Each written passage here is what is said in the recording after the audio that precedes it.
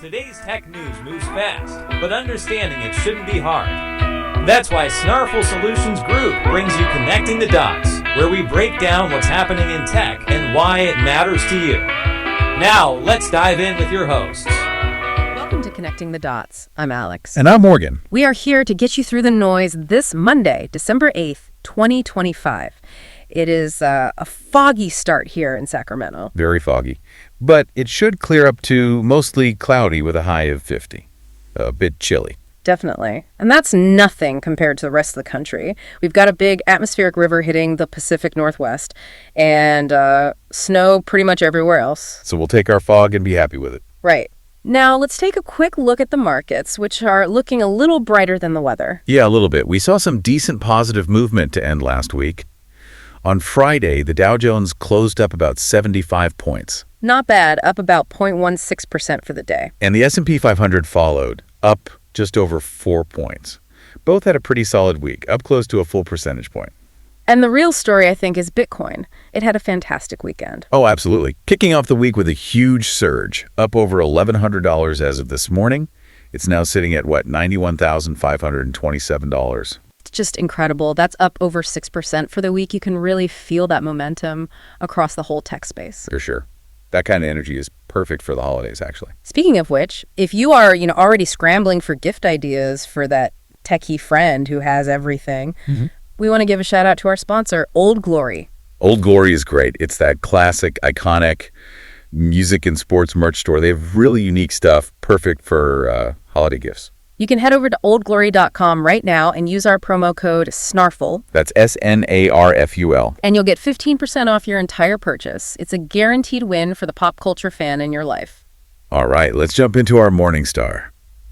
Our first story is it's a corporate thriller playing out in real time. A huge one, the battle for Warner Bros. Yeah, okay. Discovery, or WBD. Yeah, this one got heated over the weekend. So we have Paramount Skydance launching what is basically a hostile all-cash tender offer for the entire company at $30 per share.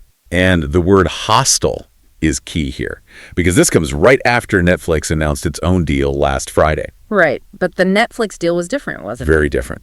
Netflix only wanted the crown jewels, the studio, the streaming assets like HBO.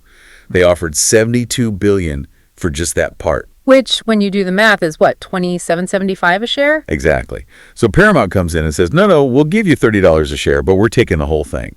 That includes the cable networks like CNN and TNT Sports. But didn't the WBD board already say no to Paramount? They did. Last week, they rejected that exact $30 bid and recommended the Netflix deal instead. So Paramount is just ignoring them and going straight to the shareholders. That's what makes it hostile. And they're making a pretty compelling case. They're pointing out that their offer is $18 billion more in pure cash. $18 billion. I mean, that's a staggering amount of money. It is. And their argument is that keeping WBD whole is just, better for shareholders in the long run. So if Paramount is smaller than Netflix, how are they backing this? Especially that $18 billion premium. Is the debt sustainable? That's the big question, right? Yeah. The risk. The offer is definitely back, but it's a huge pile of debt.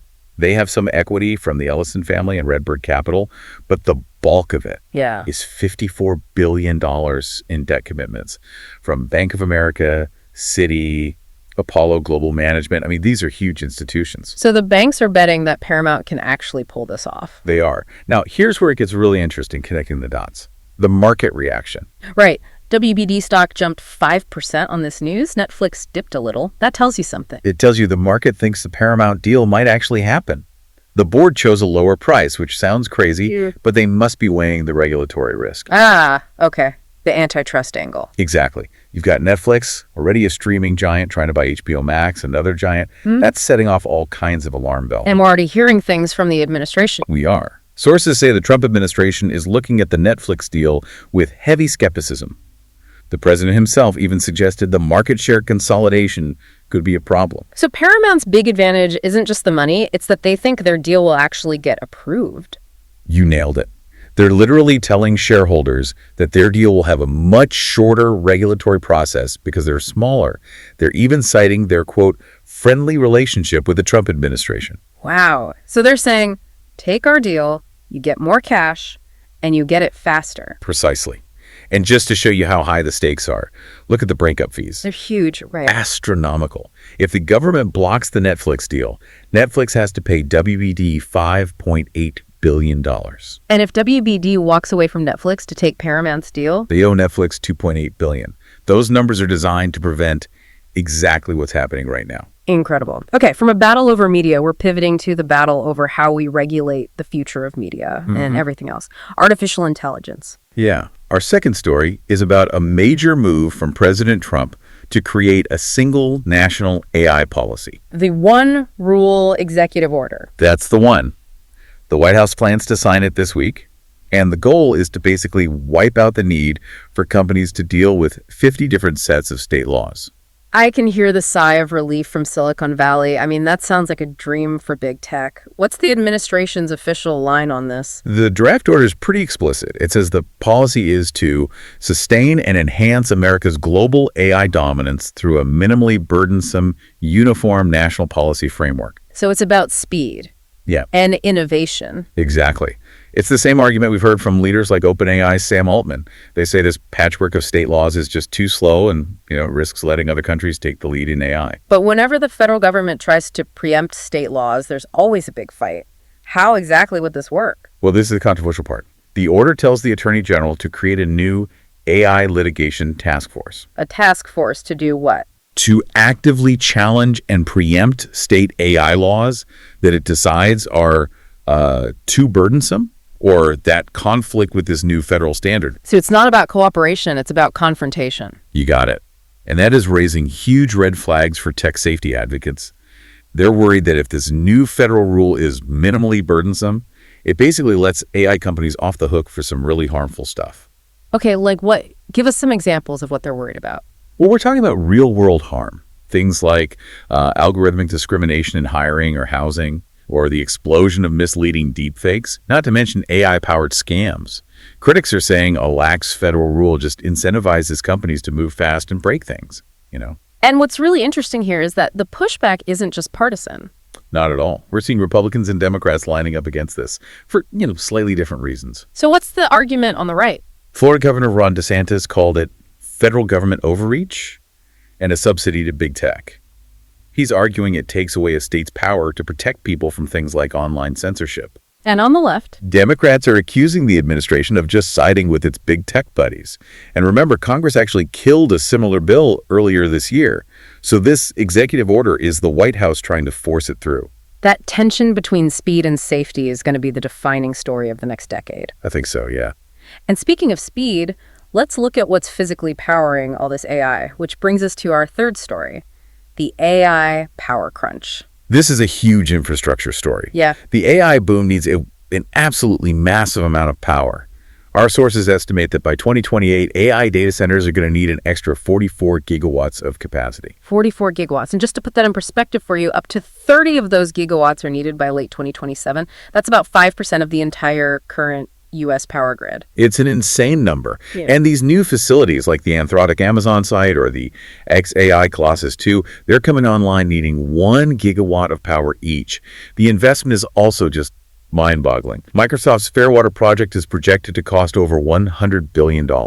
And the problem is that our grid runs on natural gas and diesel, so this AI boom is also a huge emissions problem. Unless you can capture the carbon. And that's where Google comes in. Right, with their unique power purchase agreement. Exactly. A PPA for a 400 megawatt natural gas plant in Illinois. But, and this is the key, it's designed to capture 90% of its CO2 emissions using carbon capture and storage, or CCS. Okay, so explain CCS in simple terms. How does it work? Is it safe? So think of it like this. They capture the CO2 at the plant, pressurize it, and then inject it deep underground into porous rock formations. Like a giant underground sponge. A giant sealed sponge, yeah. There's a thick layer of solid rock on top, a cap rock, that keeps it locked in there permanently. And they have a specific location for this? They do. They're using a deep saline aquifer in Illinois that has a massive storage capacity. It's geologically ideal. But, the technology isn't perfect. It's had challenges. We've seen issues before, right? Yeah, there was a pipeline rupture in Mississippi back in 2020 and a leak at a site in Illinois more recently that forced them to improve their monitoring. But experts, like the International Energy Agency, say this tech is essential to meet demand.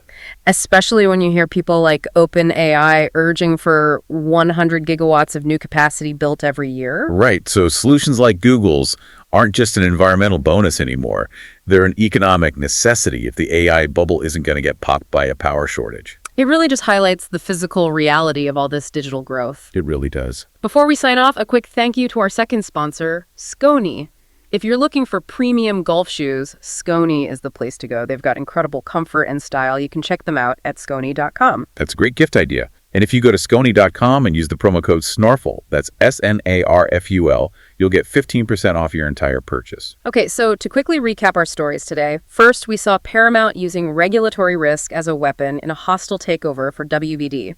Yeah, proving that knowing your way around Washington is now just as important as having the cash. Then we covered the huge national fight brewing over AI regulation, with the White House's one rule order pitting innovation speed against public safety.